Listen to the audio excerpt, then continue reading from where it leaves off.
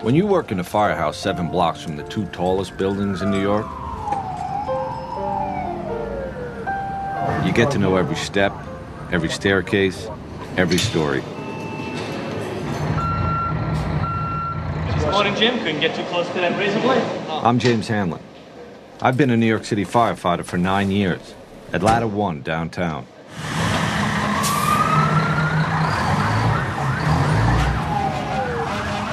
Last summer, the summer before 9/11, there were days we'd go to the Trade Center 5 times in a single shift. 10-4, we're going to also send you some help. My point is, we knew those towers as well as anybody. But nobody expected September 11th.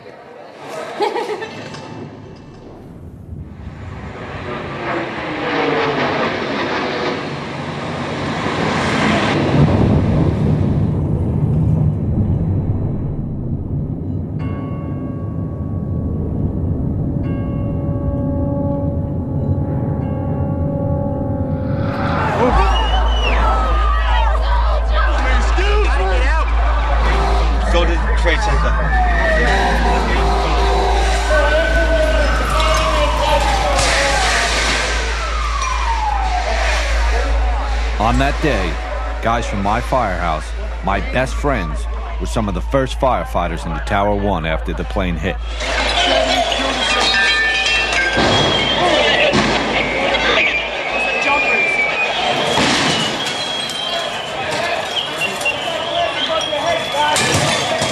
What they did that day, what everyone there did, was remarkable. Chief! And almost as remarkable, it was captured on videotape, inside the tower, beginning to end.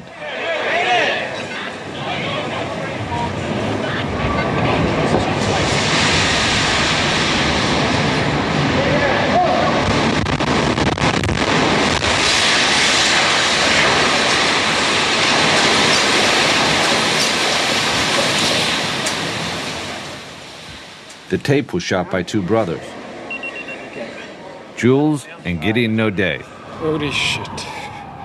They're documentary filmmakers and old friends of mine. I don't know. They always say there is always a witness for history, I guess. That day we were chosen to be the witness. The strange thing is, the tape, the whole story, it kind of happened by accident. I mean, Jules and Gideon didn't mean to make a documentary about 9/11. We wanted to make a documentary about a firefighter. That's how the whole thing got started. 9, 10, 1, 2, 3. More to the point, the plan was to follow a rookie. On the job, we call them probies.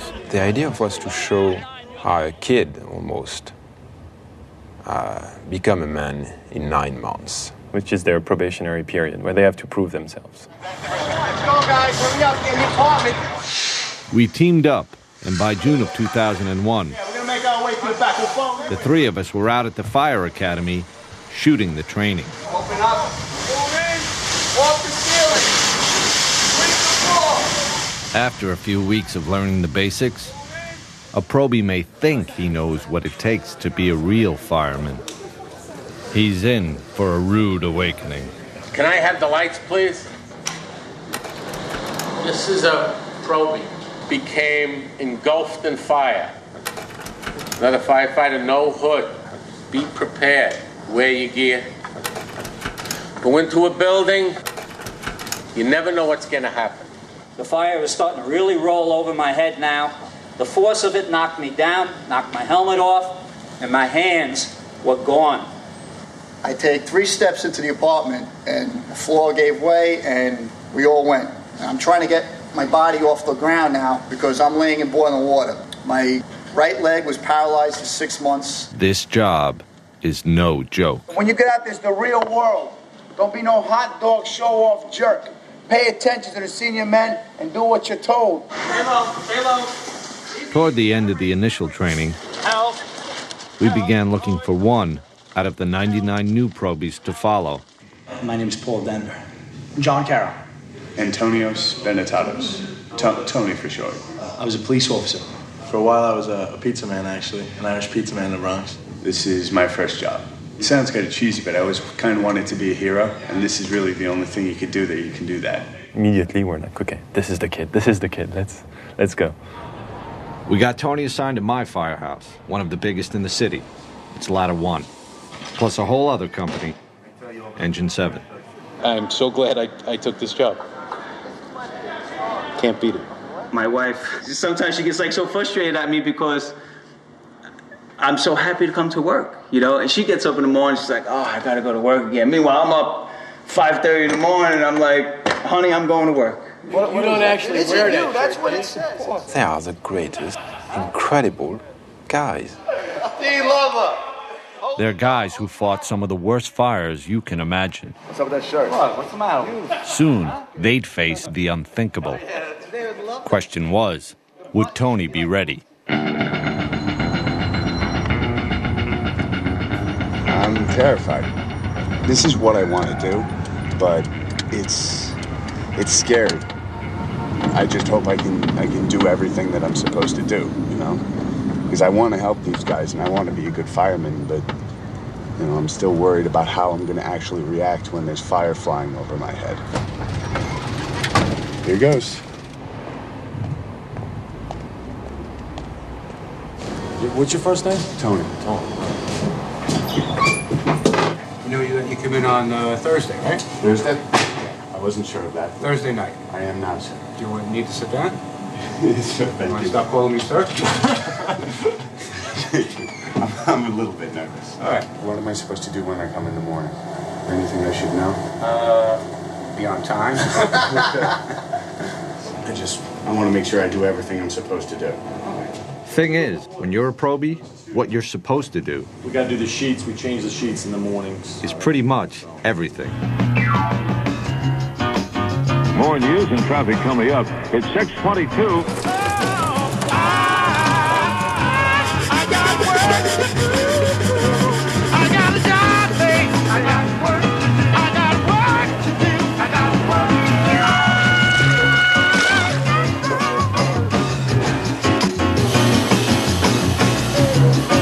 Get all the wheels, then we start up top and we wash the rig down. Probie rules. Probie always gets in the sink. Probie does not go in the TV room, ever.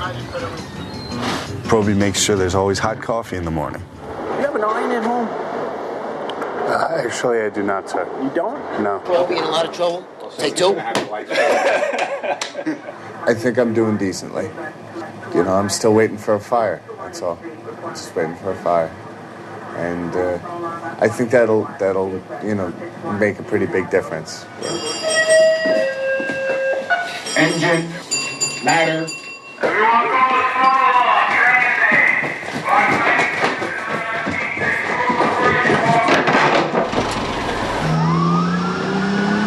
Should we grab that big long thing from the back, too?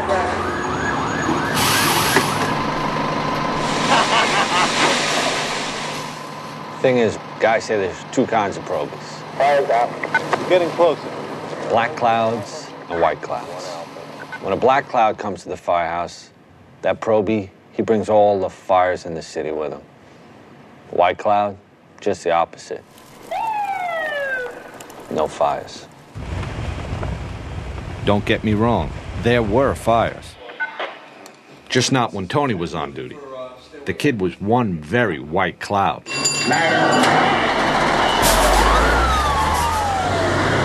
what do you say? Does it feel like fire today? Or? Yeah?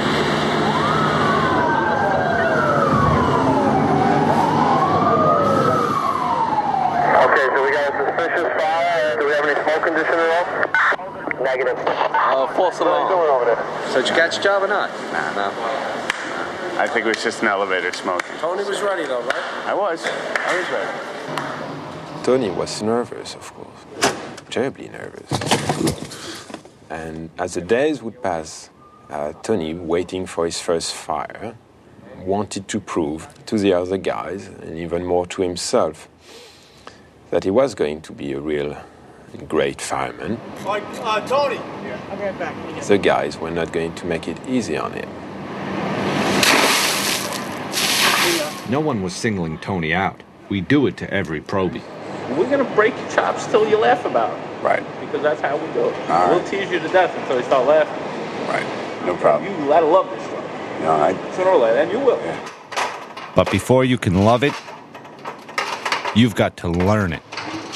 Now, say you got up there now, got your helmet on, your bunker gear, and you got to get your mask on. How you going to do that without letting go? I don't know.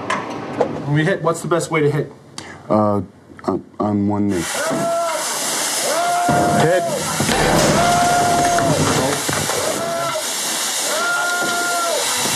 Here, hurry up. Make a quick sweep. It's hot. You gotta go under the bed. You go under the bed.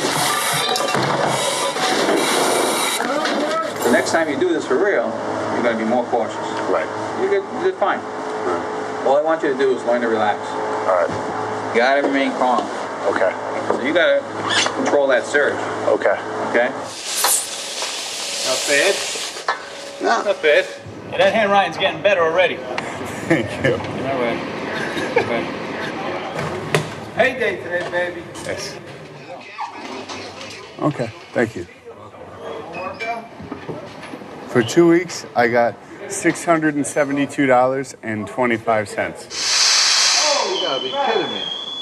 You couldn't even buy a six-pack with that. Holy crap. It's starting pay, you know?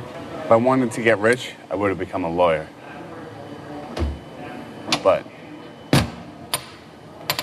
I wanted something that I'd be able to live with for the rest of my life. This I can live with. A lot of the guys feel that way. You need to get up in the morning and look yourself in the mirror and say you're doing something with your life.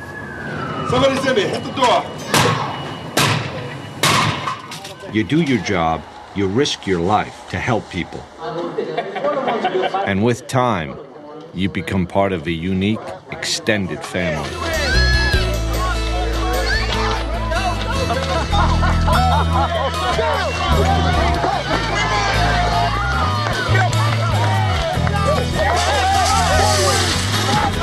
I like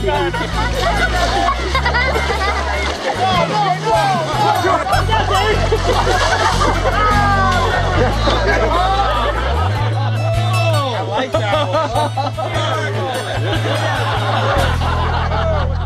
We do a lot of things with our families together. You know, you got a bunch of guys here that just, they want to be here.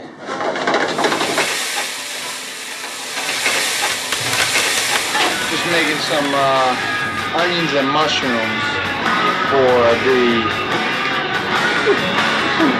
steaks. How you doing, Jimbo? Huh? Doing pretty good? Yeah? I'm gonna go. Ah, this is a good song here.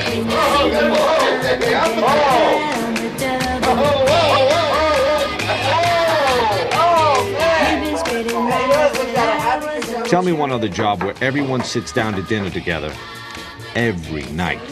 Sit down, Steve. You gotta be tired now. Let me help you, Steve, because I think I'm the only guy that helps you in this firehouse.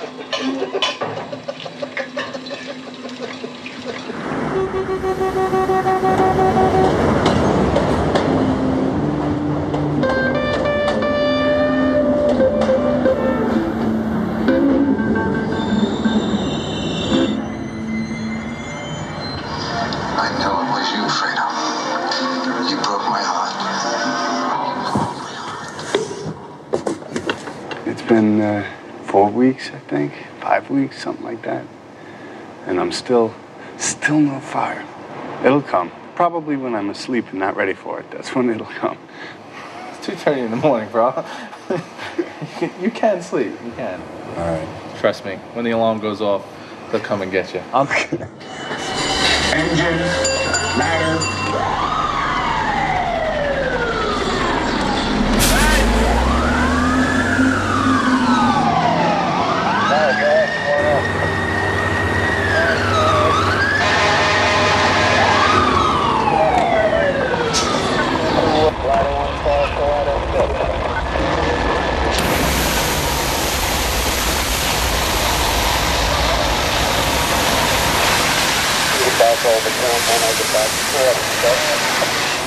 Go down, Stan! I got to spray water. You're getting closer. There you are, Tony. Look, your first fire. And it was a car fire, no less. That's all right. My first fire was a garbage can fire on West Broadway in Franklin. Listen, Tony was getting closer. Did he wave you? Yeah. But for the record, that was some flame. Look at all the smoke. It wasn't a real fire. Hey, Chief, come see his first fire. If they're all like that, it's going to be a fun 20 years. Hey, there's fire over here. Here's the fire, see? Start your line, put out the stakes. By the end of August, we knew that we had a great cooking show, and there were no fires. Waiting for a job, that was a very big concern. But every time we would talk with some of the senior guys, they always told us, well, be careful what you wish for.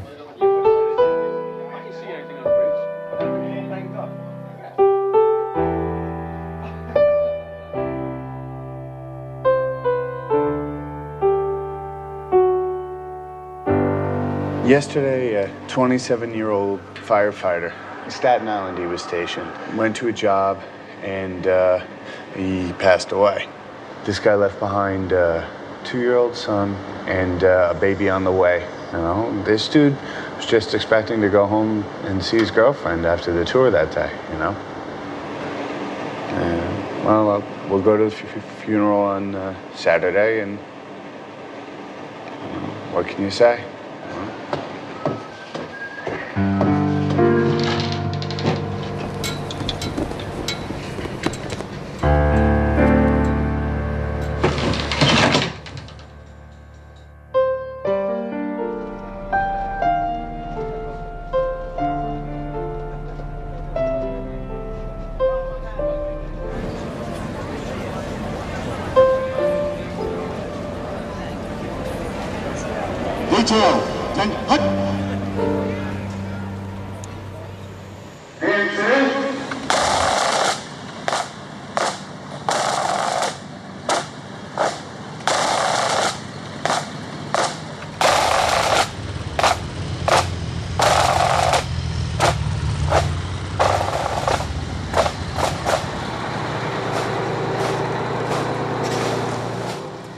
I look back to last summer, and it doesn't just seem like a different time. It seems like a different world. At the time, we didn't think there could be anything worse than losing a single firefighter. I mean, looking back, we were kind of innocent, especially Tony. A bunch of the guys were talking about what different parts usually get them at the funeral. When the coffin went past, that was a little rough. I don't know. I hope it's my last one.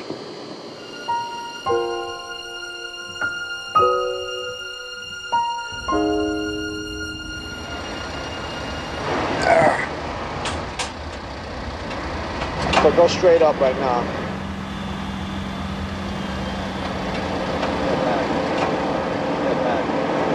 There's a lot of things going on at all times, you know? Shit's hitting the fan, the roof starts to collapse, you gotta get off. You know, you gotta really improvise. Right. You know what I mean? Right. Basically, you have to be on the top of your game. Right. You're not the OV. You're on the top of your game. This is not a joke, this job. You know? Right. There's a lot of things to think about, you know? And tunnel vision, focus, really, because that's what's gonna keep you alive, and that's what's gonna give you the opportunity to help anybody else. Right. Right. You ready to go down? Fire or no fire, Tony had learned a lot that summer. Get him over the roof, make sure he gets down. Sure, he had a ways to go, but we'd teach him. Far as we knew, there was plenty of time. A few days later, Jules cooked a French dinner for the guys. At least he tried to. Decided to cook leg of lamb, which I told him for a long time was one of my specialties. I think he cooked one, and we really needed at least 5. Where's Frenchie? A couple more meals like this, we'll be able to share shirts. All right, I got a small piece, so what? Not my mistake. We stayed up late, just telling jokes and busting chops. This is it. That's all that's left. This is the best part of the meat. Even though the guys were making fun of us because we didn't cook enough, we're all having a great time. We're getting accepted. Touchdown! Oh. You were just shaking it in the head. I don't know. We all joked all night long. It was really a great night. Little did we know. It was the night of September 10th.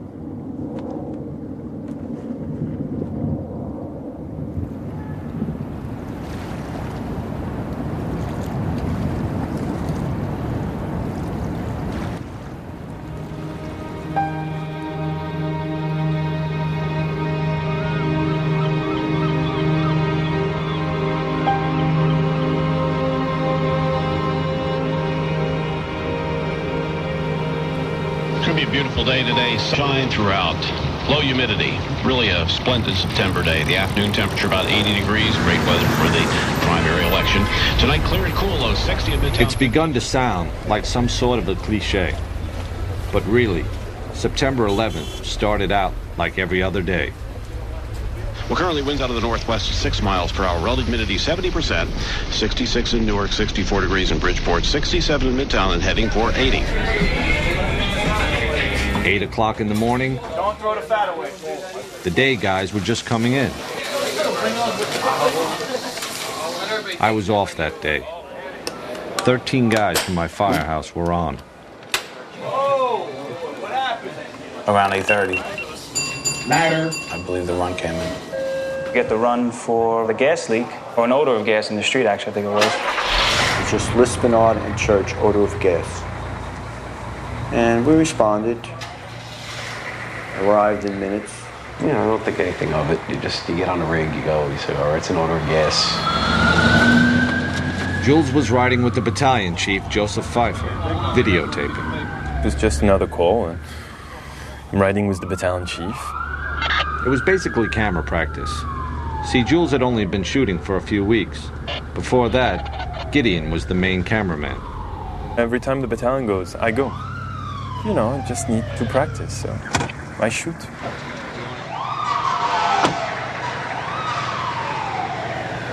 And I don't stop. You want to just check the water gas pop over here?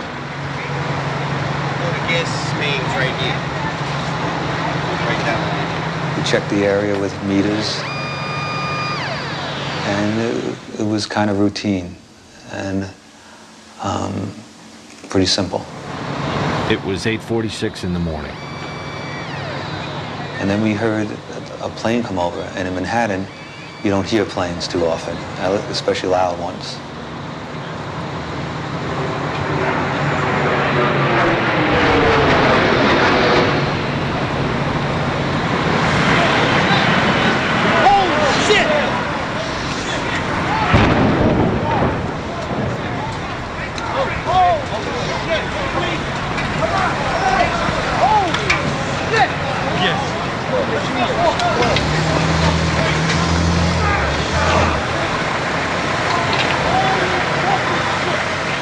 Right then and there, I knew that this was going to be the worst day of my life as a firefighter. Immediately, I knew this wasn't an accident. What am I doing on this? Go to the trade center. We knew, this was going to be something unusual, something tough, but it would be something we could handle or at least deal with. Oh my God! That looked like a direct attack.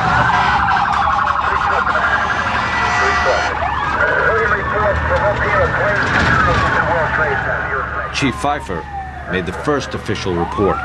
Battalion 1 to Manhattan. We have a number of floors on fire. It looked like the plane was aiming towards the building. Transmit a third alarm. We'll have the staging area at Vesey and West Street. Yes, sir. Probably a 2-minute ride, but it seemed like it was forever because there was a lot of things going through your head. Felt sorry for the people, the people inside the building.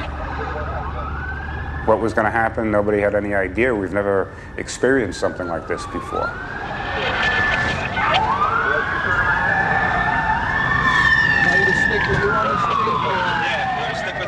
Everyone we was passing was looking up. It's like the world just stopped. We are just currently getting a look at the World Trade Center. We have something that has happened here.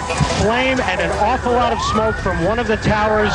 Whatever has occurred has just occurred within minutes, and we are trying to determine exactly what As we swung around in front of World Trade, my mind tells me, wow, this is bad. What do we do? Like, what do we do for this?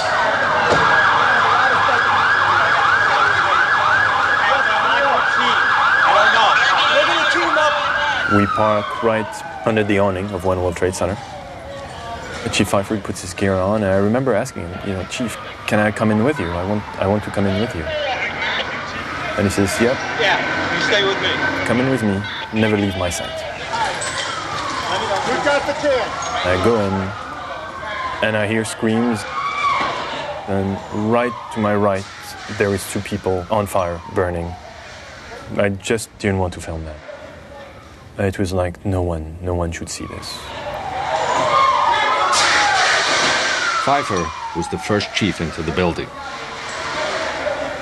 Right away, a guy from the Port Authority told him the damage was somewhere above the 78th floor. But all you had to do was look around. It was obvious. Something had happened right there in the lobby. You just saw that all the windows were blown out. The lobby looked like the plane hit the lobby. Later, they'd figure out that flaming jet fuel had shot straight down the elevator shaft. All of this damage was done already. People was all over the place.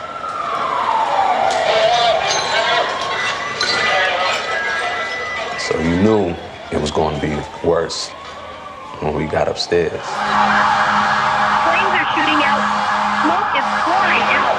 I want an engine and team up. Get an outside line. Talk to 7. Okay, I want you to go any higher than 70. What's going on? 78. My main concern was we had 20 floors of people above. Chief, do you have any idea where the floors are in the bottom? And we had to figure out a way to get them out. Chief! I haven't found an elevator. You don't have an elevator yet? As it turned out, we had no usable elevators. Any elevators working? With the elevators out, there was only one way to get up there. Walk. Companies come in. You see them with a concerned look on their face. And they're sent up.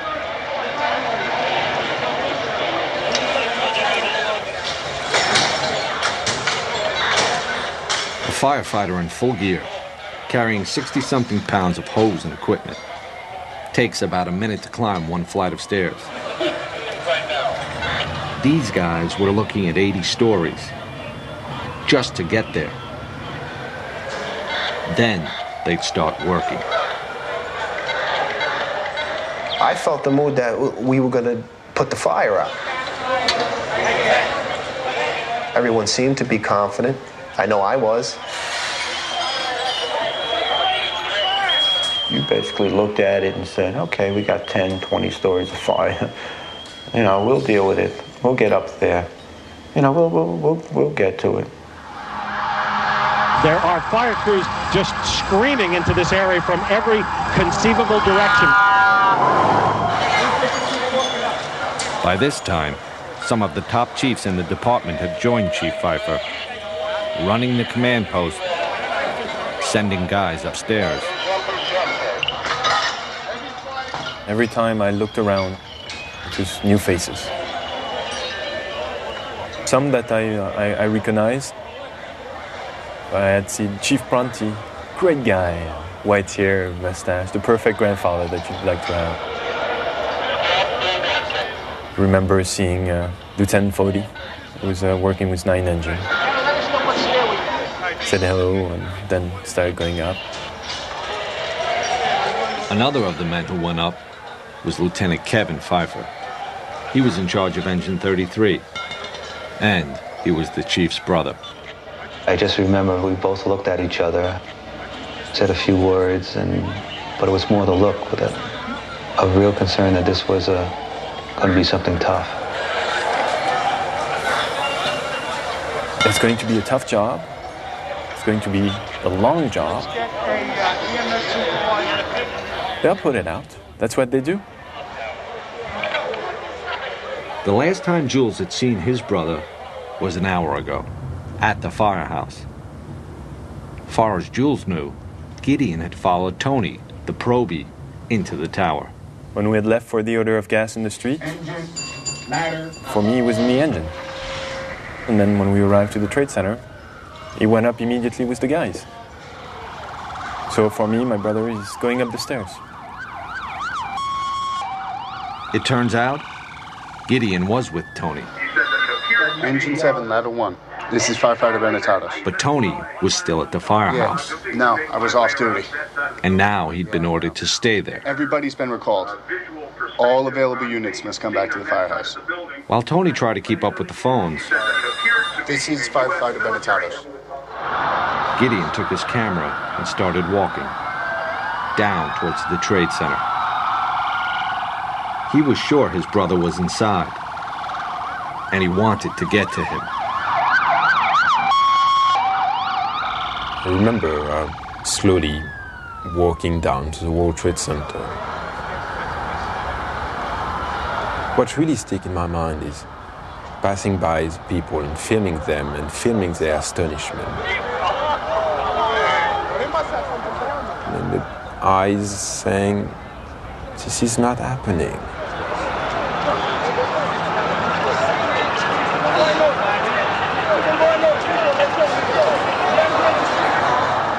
I remember tilting the camera back and forth between the people and the tower in front of me.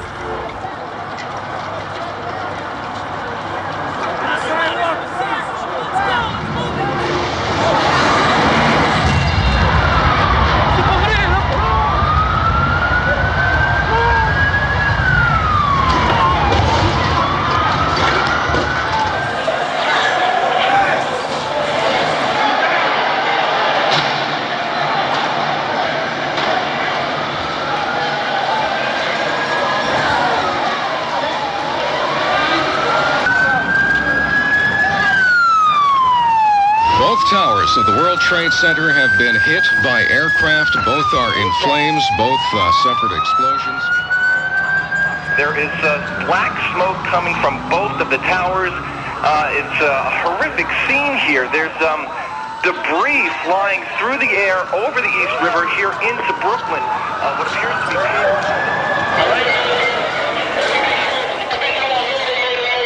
Mayday. There were 2 planes. I saw the second one hit. It hit the other tower. All we knew was that a second plane hit, and we had a lot of people trapped. Stay together. Stay together. You know what's going on. We're just going to have to walk in. One way to go. Second plane is with motherfuckers. All right. Now the Chiefs would have to set up a whole other operation over in Tower 2. Wait, no, I'm going to send him up. I got no chief.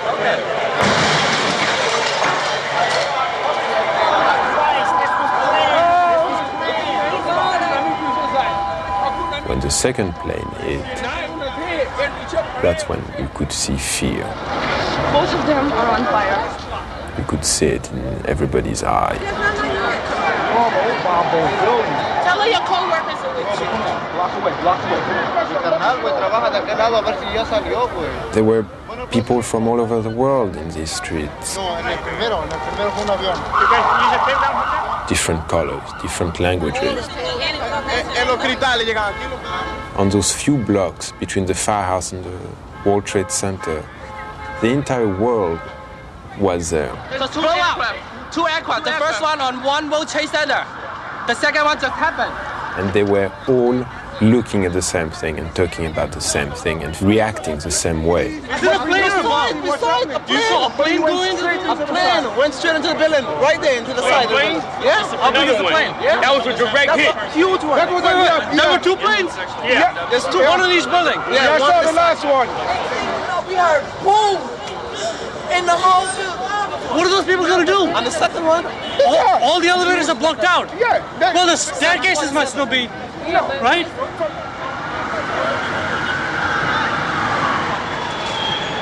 The stairs were crowded. People were coming down burnt. Upstairs in Tower 1, the guys from my firehouse were now 10 floors up and climbing. If we did talk, it was to the people coming down, trying to comfort them, tell them it's all right, get out, stay calm. I wound up finding a woman in the C staircase.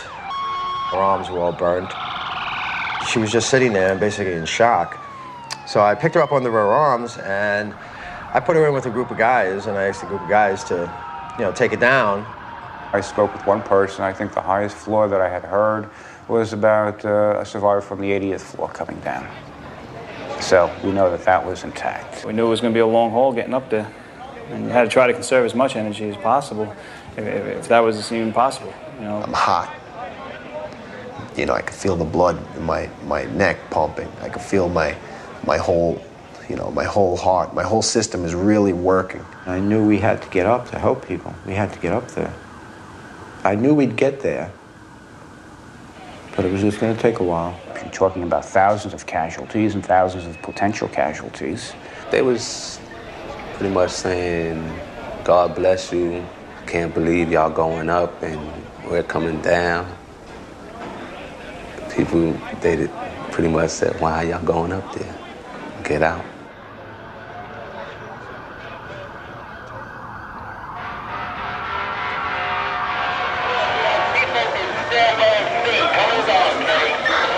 Their concern was to get everybody out.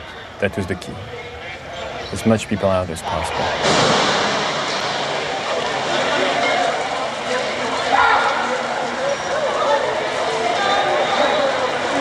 Most of the people in Tower 1 came out on the mezzanine above the lobby.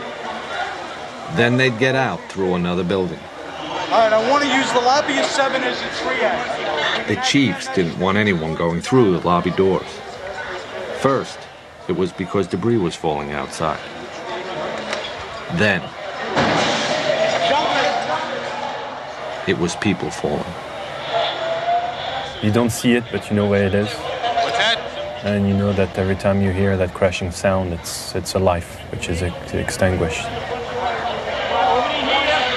It's not something you could get used to. And the sound was so loud.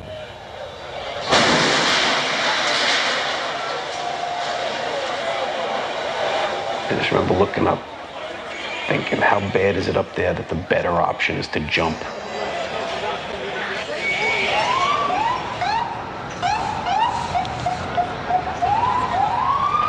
go, get off the corners, let's go!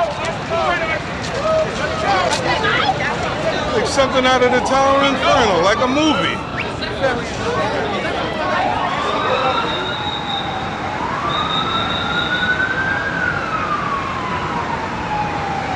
Wins News Time, 9:12, a major disaster in New York City this morning. Breaking news now on 1010 Wins. Well, we now have some insight as to what's going on the air here. The FBI is now investigating reports of a plane hijacking before these crashes we're telling you about at the World Trade Center towers this morning.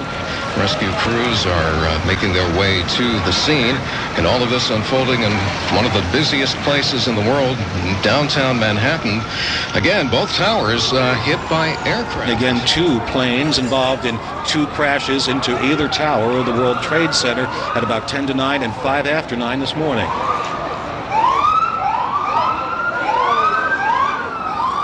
Pieces of the building and the planes actually landed blocks away. Gideon was walking with his camera when he found a chunk of the plane engine that had crashed completely through Tower 2. Don't be kicking stuff over here. This is evidence. No, you don't kick it. All right, just get out of the area. Just go. This is evidence. You're kicking stuff. What's the matter with you? That was as close as Gideon would get to the Trade Center, without a firefighter anyway.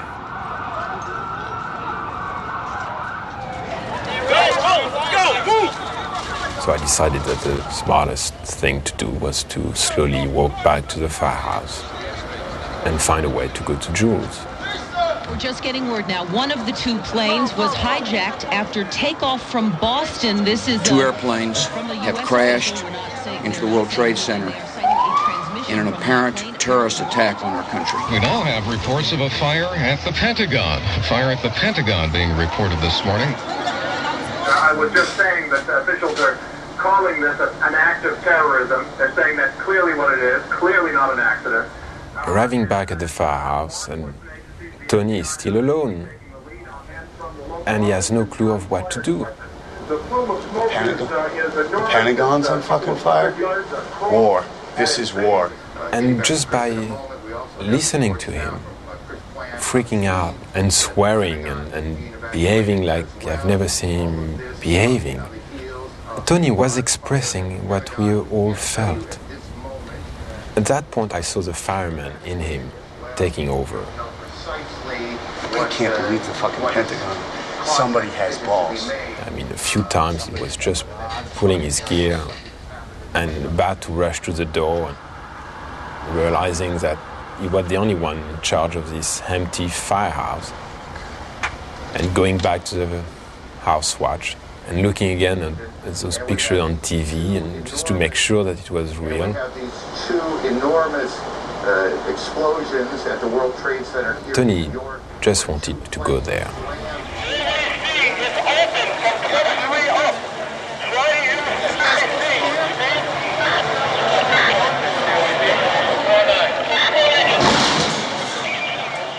In the lobby, the chiefs were trying to run the largest rescue operation any of them had ever seen.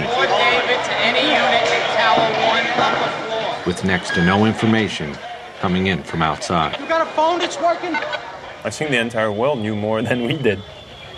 Everybody had seen the attacks. Everybody had seen the tower burning. De New York, un avion s'est encastré dans une des deux. Had seen the Pentagon. For us, we didn't have a clue of what was going on outside our lobby.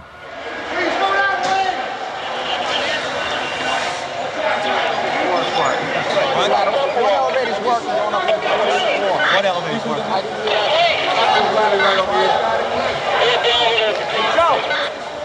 Just like a beehive, that place. Everybody's working on the phone, everybody's working on the radio. Everybody's getting information, sending guys up, getting reports. And just trying to get this thing under control.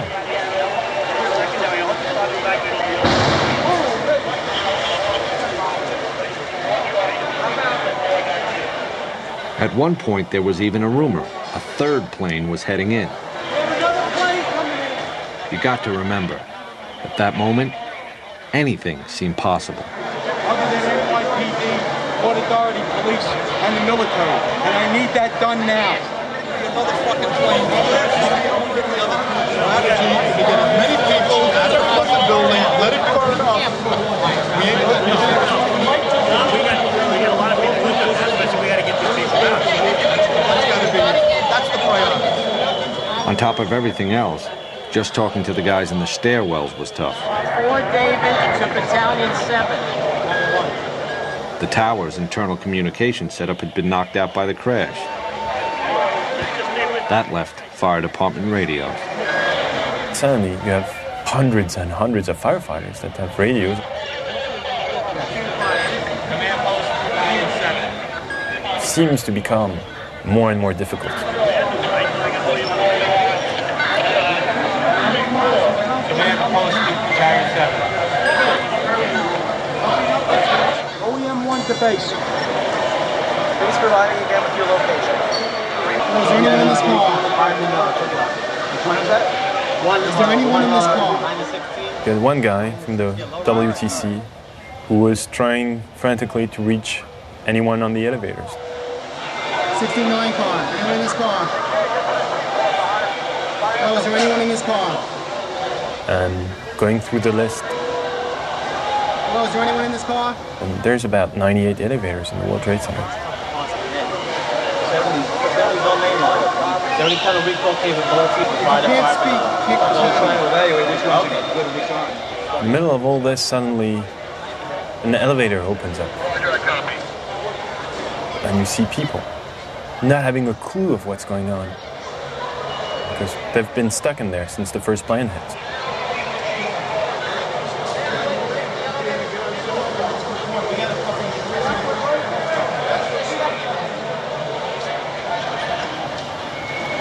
I was seeing the look on the firefighters.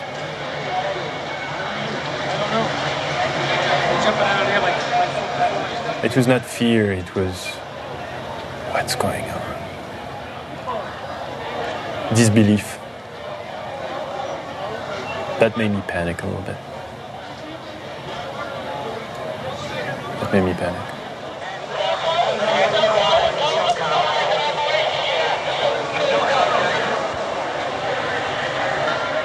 It was the first time I had seen Father Judge, the chaplain, as he's called. He was in the lobby with us, and I could tell that he was praying. You know, Father Judd, he would at least make eye contact with you and kind of give you a reassuring look. That wasn't occurring, almost like he knew that this was not good.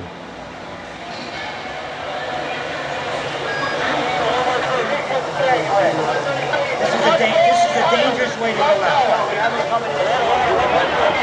You just can't believe it. There is one big hole in the side of this building, and there's like little fires now, and lots and lots of smoke. And people that I talked to are like, it's a plane, we can hear reports that it is a plane. Here we are. Back at the firehouse. What's up? Off-duty guys were starting to show up. You know, we're just waiting right now. What's that? We're just waiting right now. Tony he just had one thing in his mind. This is bad. To go there. And he couldn't. 2 fifth alarms right away. And you know the fucking Pentagon is burning now. What? The Pentagon's burning. I want everybody to stay here and they're going to deploy us as needed. Right now they got enough guys down there. They want us in case anything else breaks out. And that's when Chief Burns arrived. I need a cup of coffee. Larry Burns joined the fire department in 1957. Retired a battalion chief 3 years ago. I couldn't wait. I had to get down there. Because you know what? They're my firefighters. It's my building. It's my city. Leave your gear all together, get a flashlight, and a bottle of water. Okay. Told the probie, get your gear, let's go. I remember Tony asking me to bring him some gloves, medical gloves. Grab a box of gloves. Go grab a box of gloves. And by the time I found them and rushed back, they were gone. The probie and the retired chief were lost in the crowd, headed down to the Trade Center. I think at that point, the lobby was pretty empty.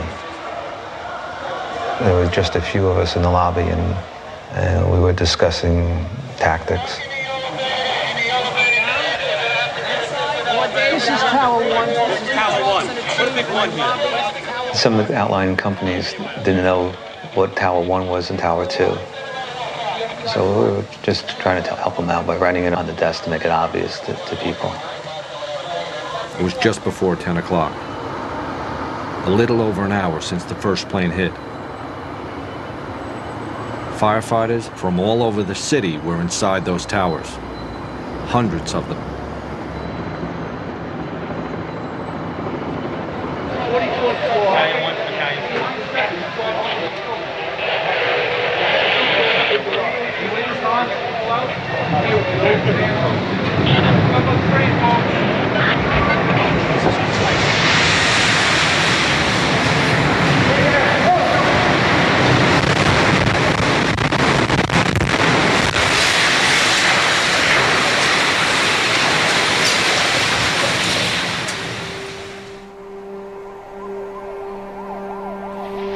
A situation that started bad just gets worse and worse and worse. The World Trade Center, South Tower, which was hit by a plane and racked by an explosion approximately an hour ago, has totally collapsed. What happened?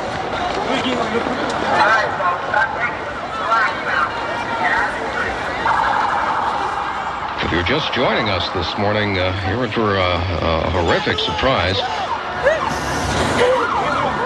The scene here is just one right out of one of the movies you would see in Hollywood. People walking around with cell phones in tears, holding their heads, looking up at what's left of the World Trade Center, and just shaking their heads in disbelief. Out on the street, everyone knew what just happened. The South Tower was gone.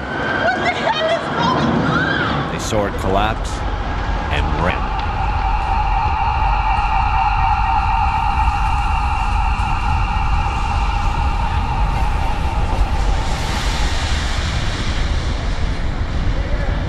I waited. Time slowed down and everything became pitch black. Everybody all right? Yeah, I'm okay. How's the way out of here? And then realized, okay, I'm not dead. Yeah, right here. So let's turn on my floodlight on top of my camera. All right, come on down this way. Yeah, let's get out the way we came in. Okay, come on down. Everybody down. Inside the Trade Center, all Jules and Chief Pfeiffer knew, Carl? Yeah, right here. all anyone knew, was that something had gone terribly wrong. No, come in. They asked me, you with the light, help us out. We gotta get everybody out. It was pointing my light wherever they needed. Where's Chief Cowan? Right here. Where's Chief Cowan?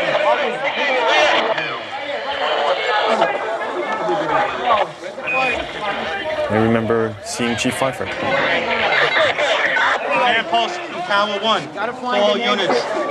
Evacuate the building. Not out there. That's going on. Command post to all units. He gave it right away, very calm, didn't wait. And it was, for him, it was a precaution. It was, okay, something wrong is happening. Let's get everybody out. Where's that flashlight? From the tone of his voice, I knew that it was no normal thing. I knew it was time to leave. I remember saying to the guys, well, we're on our own now. And for the first time, I looked in someone else's eyes and saw fear. Which you don't see with the firemen. We orderly evacuated. It was such a long walk, 21, 17, 16, 15, 14, 13. I was going down the stairs. I can remember a fireman resting on the landing and telling them, you know, we've heard a mayday, get out of the building. I don't think a lot of them, I know for a fact, did not take it serious. You start to feel your anxiety build up. And take a deep breath and you say, it's going to be all right. Let's just keep going. Our brothers ahead of me, brothers behind me. We're in this together. We're fighting together, and we're gonna do what we have to do. Sarge? Hey, Pete! Come on, Pete! I was not even consciously filming. I was just had my camera by my side and pointing the light wherever they needed. Sorry. Needed my light to actually help someone, and then I realized it was Father Judge. Hey guys, here we need a hand here. We saw him lying at the base of the escalator where we were. And I removed his white collar and I opened up his shirt. Okay, Eddie? Put it down. And I remember checking for his pulse and realizing at that time he was gone. All right, we got 4 guys. I'm here. Where's Chief Hayden? It's up the escalator right here. Come on. Up the right here. Come on. Let's go. Top of the escalator. Top of the escalator? Top of the escalator.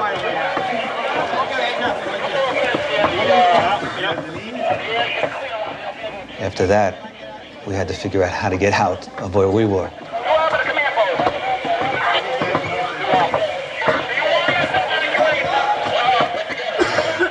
if you go out this way, right where we are now, people are still jumping, debris still falling, and it's too dangerous. You cannot go out this way. From World Trade Center, we took a hit on that last explosion. Command post is being evacuated at this time.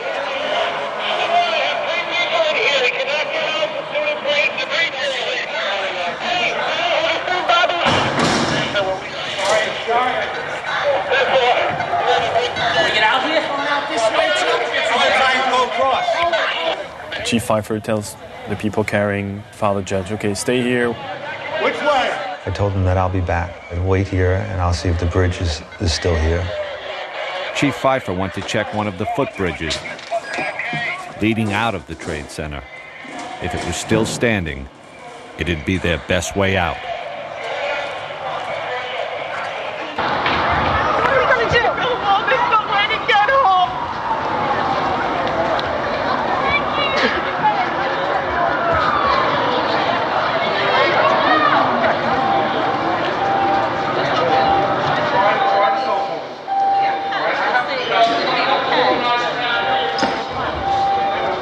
Did you hear what happened with the other tower? You see the tower collapse? The top or the whole thing? It looked like the whole thing, and now what they said was the FBI just came here and they said that a third plane is what did it. Another plane hit it. We'll head down together.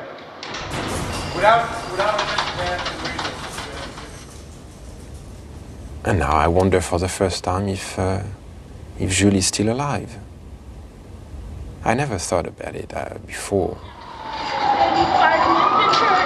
Honey, it's a terrible, terrible day. I'm sure they're out there. I realized that Jules could be dead at that very moment. And I was feeling so responsible. I was the one who put him in this situation. I had to find Jules.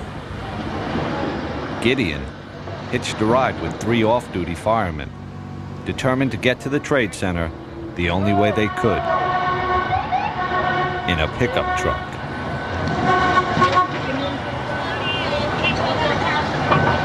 Billy Cosgrove! You should have even come in here, man.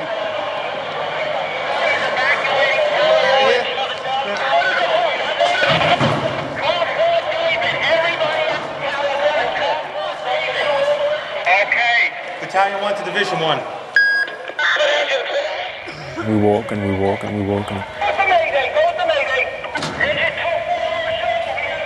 there are maydays being given, and we start to figure out, okay, We should be able to get out here. it's much be worse than we think, because you cannot have that many maydays and all that dust and that noise.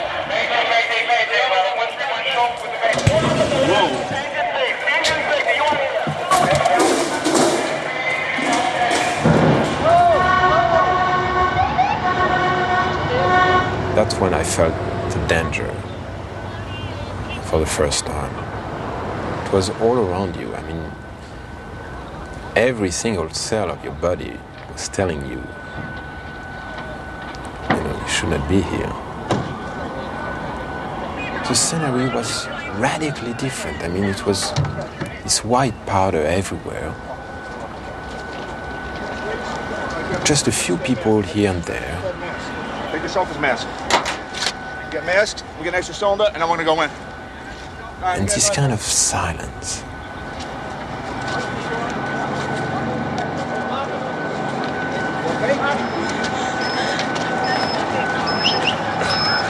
You have ambulances straight down.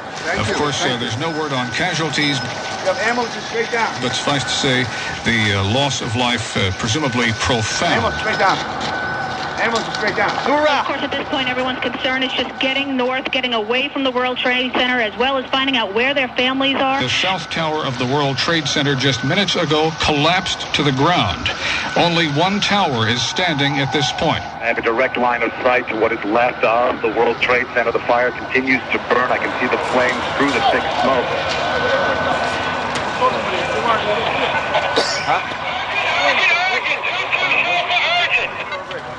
Battalion 1 to Chief Calvin.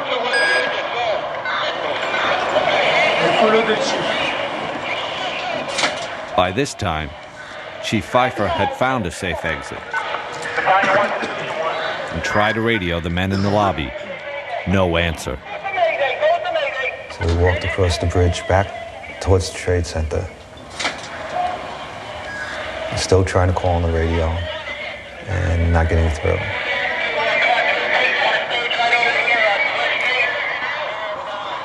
The guys that we had left there, they're not there anymore. They had already gone out another way, carrying the body of Father Michael Judge down the street to St. Peter's Church.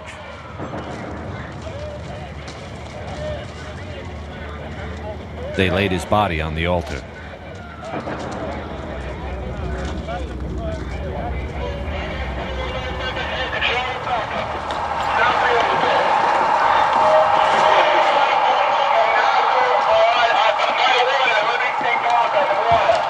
The chief, his aide Eddie Fahey, and Jules walked outside, underneath the footbridge they just crossed, and into a scene that none of them could even comprehend.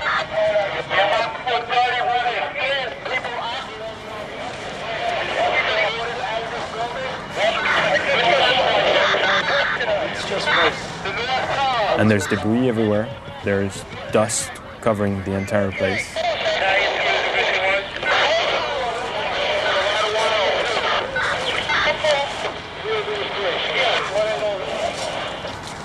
And we look, and the tower's here. So we say, okay, probably to something else. The tower is nice, it's standing.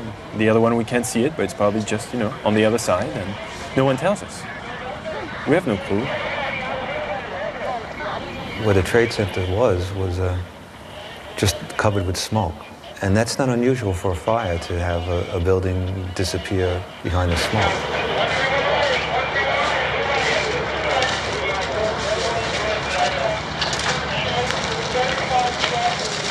And then was it just a sense that this wasn't a good place to stay.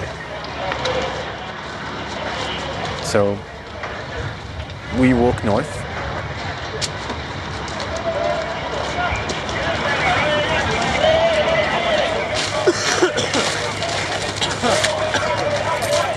Just trying to figure out what took place here, and then try to gain some control.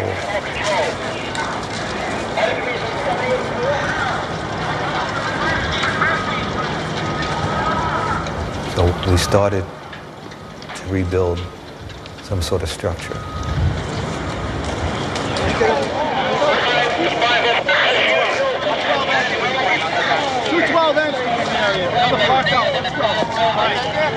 We got everybody out of the lobby within the lobby. Chief Pfeiffer's priority was to set up a new command post and find his men. Right now, they were coming down the stairs. At some point I started to run. I don't even know if I was touching stairs on my way down. When I got about to 3 or 2 is when I started to think of my family, So I got to get out of here. When we got out to the lobby, it was unbelievable. Nobody was around the command station. There was nobody at the command station. It looked like the end of the world. I joked about it. I said the command post was abandoned. The board was set up and nobody was there. I said, oh, this is not a good sign.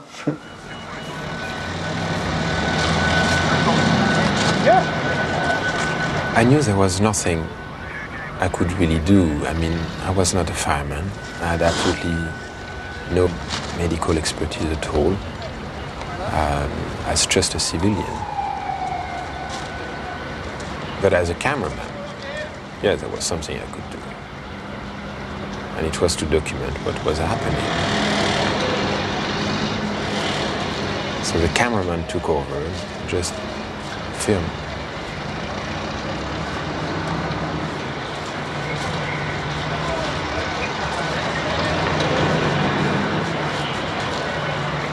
Gideon had made his way as close to the tower as he could.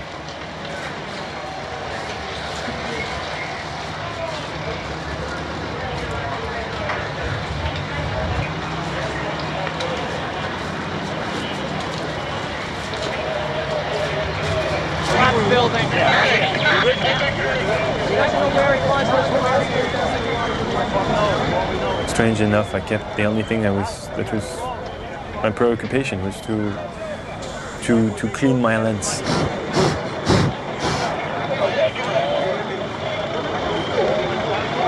I don't know if it was a way for me to try to focus on something so I can stay away from the horror of the reality, but that was just my obsession. Was my lens needs to be cleaned. Jules was with Chief Pfeiffer, who was plotting his next move. The firefighters from my house had reached the lobby and scattered. You know, kind of walking at this point. We knew we were out of the building, felt we were safe.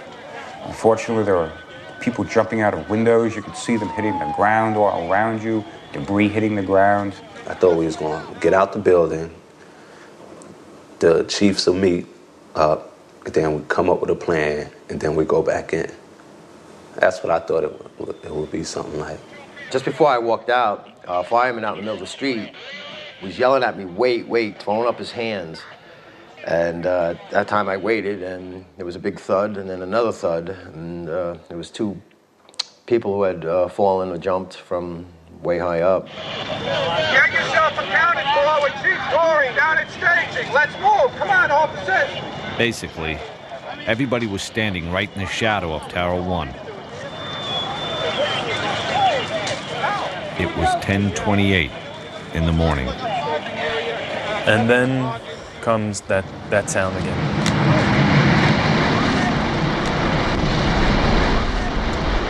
And I don't even have time to think at that point. I just run.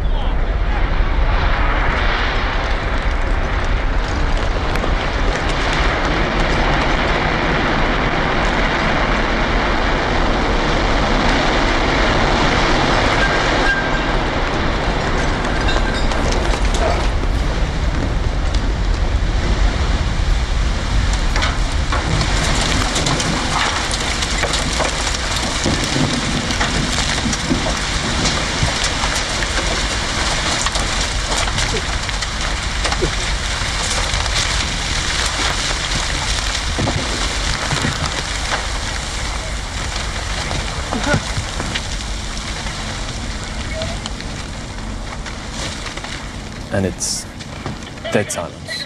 There's nothing. No radio calls, no sound, nothing.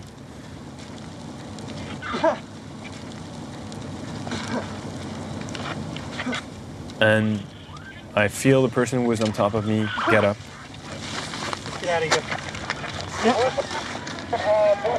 You with me? Yeah. And I recognize it's Chief Pfeiffer's voice. And I just realized it's just, it jumped on top of me to protect me from all this.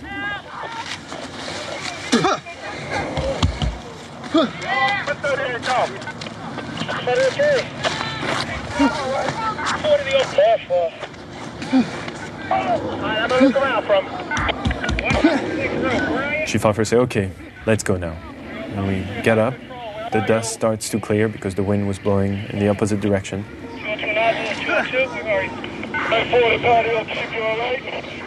After that, it was just trying to literally walk around the block and regroup and walk back to the scene and see what we could do.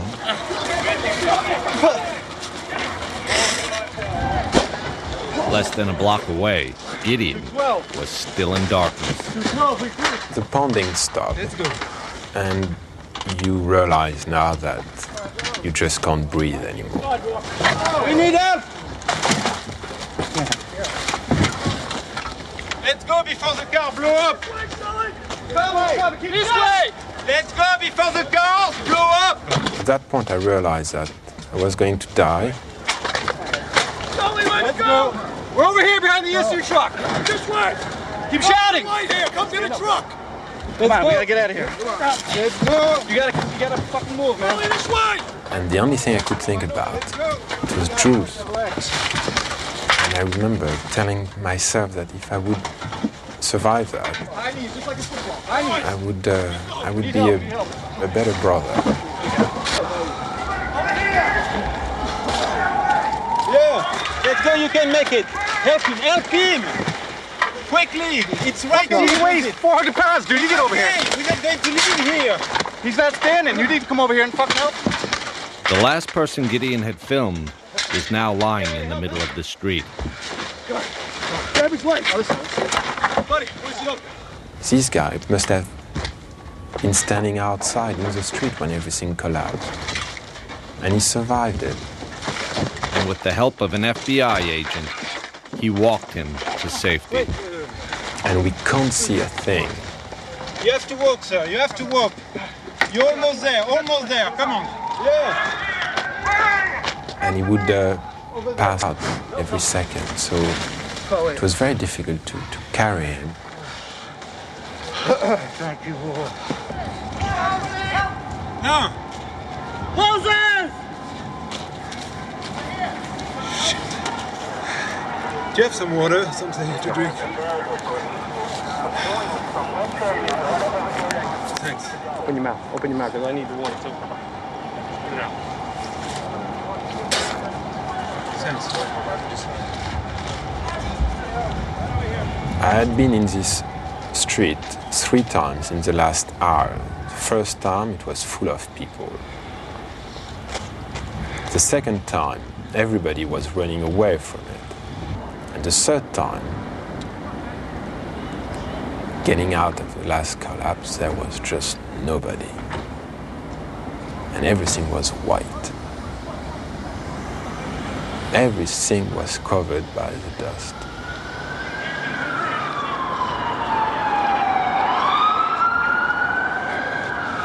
Holy shit.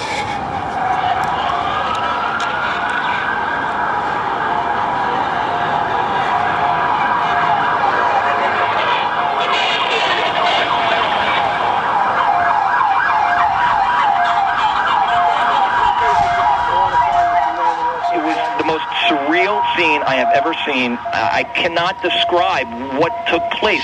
It is a scene just not to be believed. The smoke's still billowing. What we do have is a lockdown. You can't get in, you can't get out, you can't go up, you can't go down.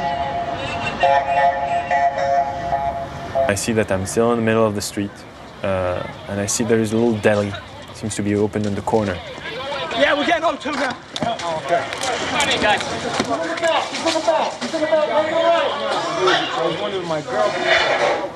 A lot of people injured.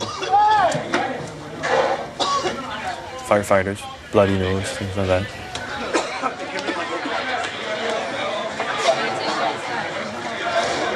And then it hits me. Now, where is my brother?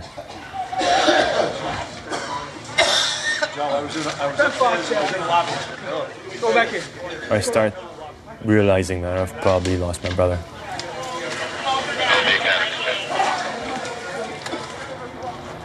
So I try to go back to the World Trade Center. I need to go find my brother.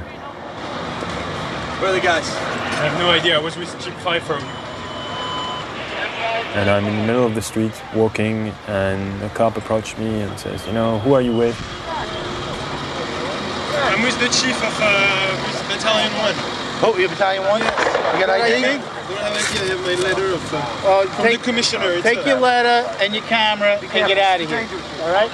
Go. So I go back up, walk north, not really knowing where I'm going. Police department? No, I'm making a documentary.